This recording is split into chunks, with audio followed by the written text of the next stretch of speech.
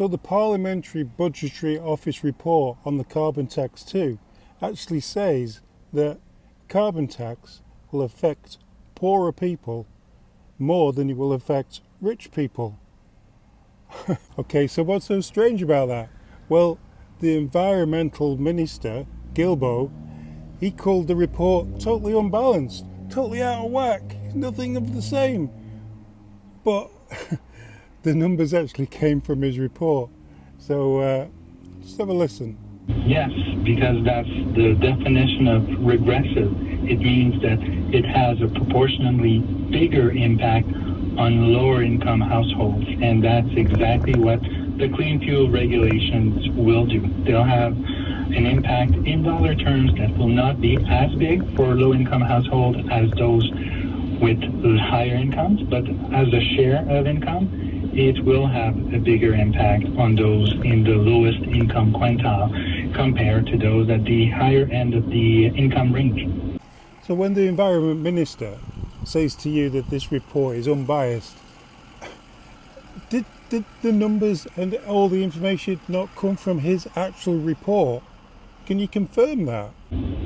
That's totally accurate. We used the data that was provided to us by Environment and Climate Change Canada. In fact, the 16-17 cent per liter increase in the price of gasoline and diesel is numbers provided to us by Minister Gilbo's department, as is the impact on the GDP, minus 0.3% or $9 billion, a negative impact on GDP by 2030. These are numbers that were provided to us by Minister Gilbo's own department, and we talked with officials. They did not dispute the conclusions of our report.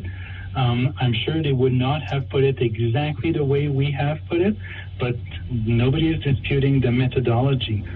My understanding is that Minister Gilbo and Mr. Butts have issues with the fact that we are making clear that the clean fuel regulations will have costs to ordinary Canadians, virtually everybody who uses a vehicle or fossil fuels like diesel or gasoline, which is the vast majority of Canadians. So it will have cost implications for each and every one of us.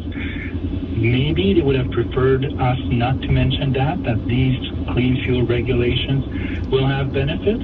Granted, they'll reduce greenhouse gas emissions by up to 26 million tons of CO2 equivalent by 2030. But this comes with a cost, and that's what our report just mentioned, that there will be costs to these regulations. On average, Canadian households will be worse off with a carbon tax than without a carbon tax.